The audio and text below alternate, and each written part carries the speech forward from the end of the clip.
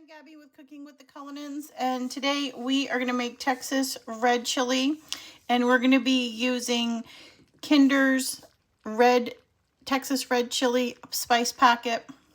It's delicious. The smell, the spices, amazing. You're going to see that I'm going to make this with some frozen stew meat and then some leftover steak and rib meat that I had from throughout the week. This is the finished product. It's so delicious. This, like I said, the spices are amazing. The meat is literally falling apart. I hope you make it. I hope you enjoy. The one thing I'll say is because the meat was frozen, it does say to put the meat and dredge it in flour before you get started. Because it was frozen, I couldn't. So I did take some of the liquid out of here, add the couple of tablespoons of flour, whisk it together, and put it in there probably about 30 minutes ago. So you do want to be sure that you use the flour. It does help to thicken it up. I hope you enjoy it. See you next time. Today we are going to be making Texas red chili, and I'm going to be using this Kinder's spice pack. I have made Texas red chili by hydrating the ancho chilies, and I just don't have time today. So this is a really great meal to make when you're going to be away from home. You can use your slow cooker to do it. That's what I'm going to do today.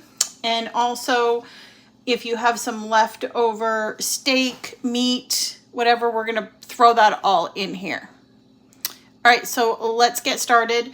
I do have some stew meat, a couple of packages of stew meat. You can see it's actually still frozen. I'm just going to dump this right in my crock pot.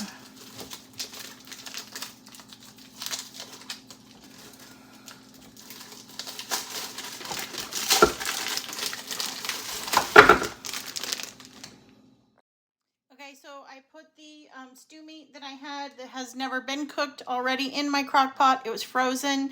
And then in this bag, I have some leftover meat from the last couple of weeks.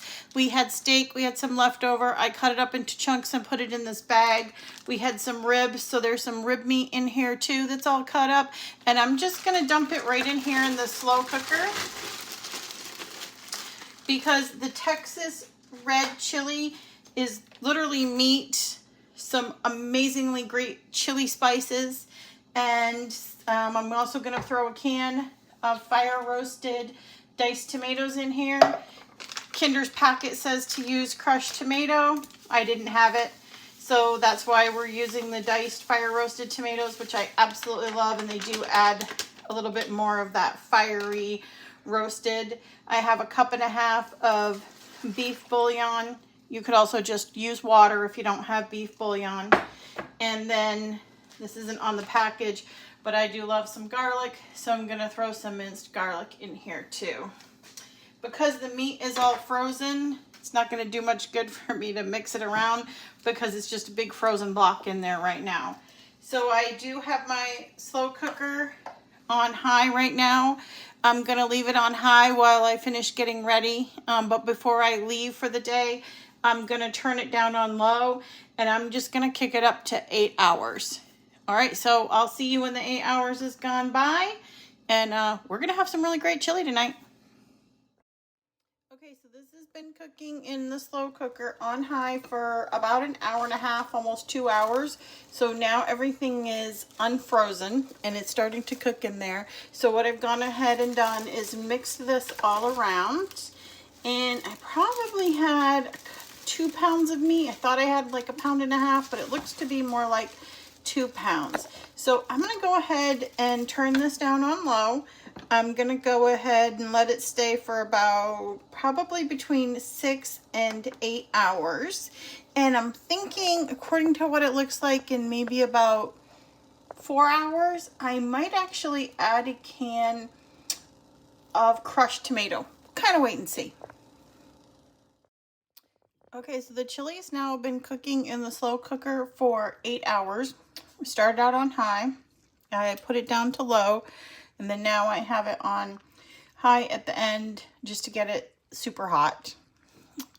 The chili is amazing. The smell is unbelievable. So good. And the meat is literally falling apart.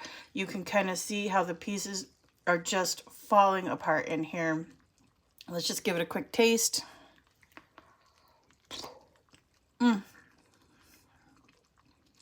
Wow. The spices are amazing. The meat is so tender. That is delicious. In a few minutes, I'm going to have a big bowl. I'm going to dress it up with some sour cream, some cheese, probably with a little side of cornbread. All right. I hope you enjoy it.